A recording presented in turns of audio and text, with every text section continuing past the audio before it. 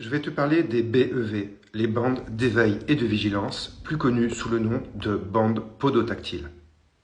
Elles sont le plus souvent disposées à côté d'un danger ou d'un obstacle. Ça peut être un escalier, un passage pour piétons ou une cage d'ascenseur. Attention, il ne faut pas les confondre avec les bandes de guidage qui vont permettre d'orienter les personnes aveugles et malvoyantes.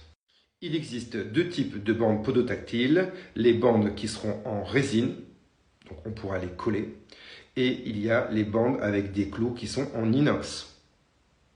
La technique qui va nous intéresser, ce sera cette dernière, donc avec des clous en inox. Donc voici le mode opératoire. Dans un premier temps, il faut se munir d'un gabarit de pose. Il faut implanter le gabarit de pose à l'endroit voulu. Une fois qu'il est implanté, il suffit de suivre les trous et de percer à une certaine profondeur.